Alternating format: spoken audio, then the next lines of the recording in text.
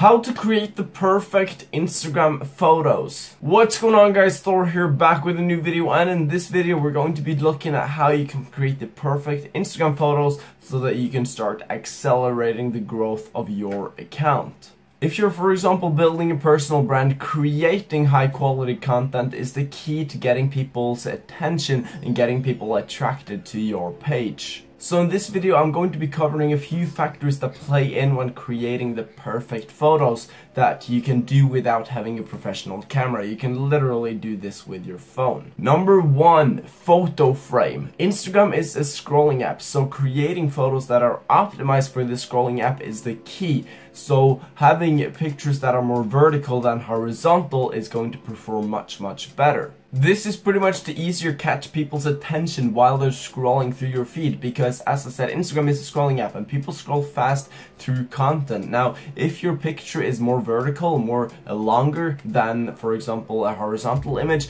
it's a higher chance that people stop by your image because it takes more of their screen, they look at more of your image and basically then have a higher chance of stopping and engaging with that image. They simply see your image for 3 times longer if the image is as vertical as you can compared to having a horizontal image. So for example, if you end up taking a horizontal image, try to crop it so it's just a square, because this way it's going to take up more of the screen when the user scrolls through the feed.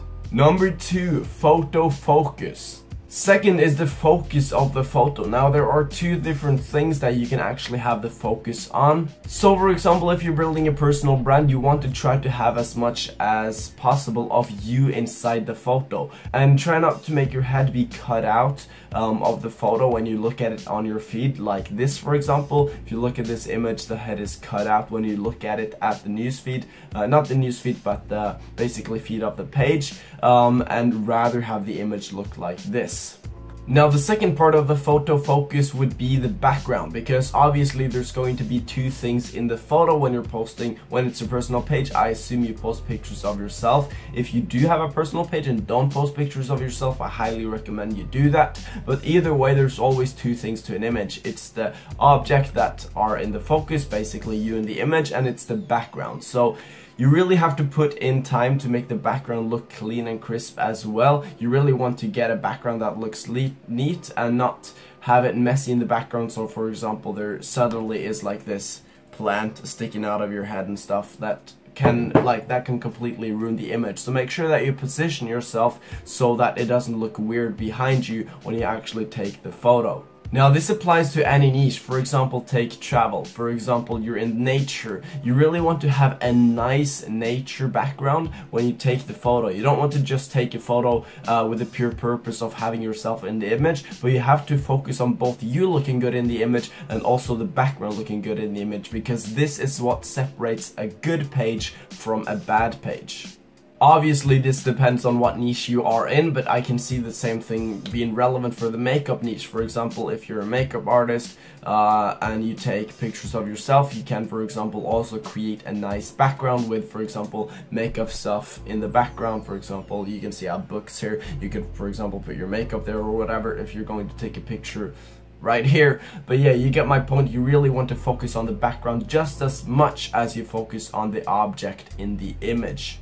Number 3, photo quality. Now when it comes to photo quality, it's really important that the image looks crisp and clear and that the lighting is good. Now in order to do this, you need to get as much information as possible from the image, so you really have to take crisp and clear focused images. Now how do you actually do this? Well, you do this by taking bright images. This is pretty much because if you take bright images, you get as much information as possible, and if you want to change the brightness, you can simply just easily edit that in an editing software. So find a place where the lighting is good and you should be all good. Now when it comes to the camera, we live in a world where most smartphone cameras actually are good enough cameras to take high quality images. For example, most of the images you see on my Instagram feed are actually with my Samsung 7 phone, which has a pretty decent camera, and most iPhones too have pretty good cameras. Now just to give you an idea of how quality images you actually can take, if you have a look at my Instagram feed right here, you can see that the images look pretty crisp, I would say. They look pretty smooth, and that is pretty much just with my Samsung 7 camera. And another factor which we will cover now in the fourth factor.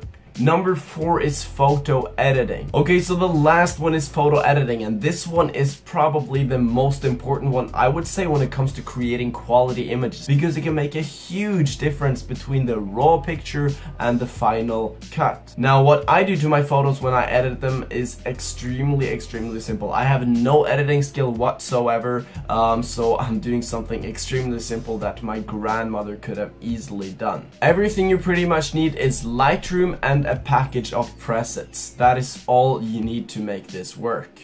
Alright guys, so we're in Adobe Lightroom, and this is pretty much, it's a super easy software to use. I don't need to give you guys a tutorial, but as you can see, I have the picture inside here, and I also have the presets, which you can see right here, user presets, and this is the raw picture. Now, what I pretty much do, I bought Marcus Valur's presets. He's an Instagrammer. I'll show him on the screen. I bought his presets for like 10 bucks or something, and he has multiple different presets. Now, usually what I do is just to go through. For example, you have a preset called Thor, Superman. I just see which one looks the best. Iron Man, Hulk, Hercules. That one is actually pretty freaking dope.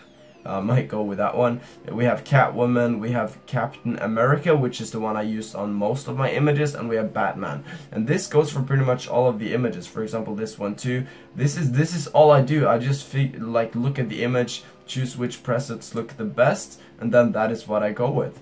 And that is how easy this honestly is. Like, let me show you another example. For example, this one, which I posted on Instagram. This is the raw image, not a really good image. You can see that it's way too dark as well, but with this preset right here, it just gets the job done, and it looks much better by doing that. So that is pretty much how I edit my images in Adobe Lightroom. Super easy to do. Anyone can do this. Adobe Lightroom is like $5-6 bucks a month or something. Honestly, I don't know. I think it's something around like $5 to $10 bucks a month. Super cheap. You get those presets, which is a one-time payment as well, on 10 bucks, and you just spent 30 bucks, and you have freaking 10 times better images than you had before. So highly encourage you guys to invest in this. But anyways, if you enjoy this, that is it for this video. If you enjoyed the video, smash that like button, go down below and subscribe if you are new, and I will catch you guys in the next video. Peace.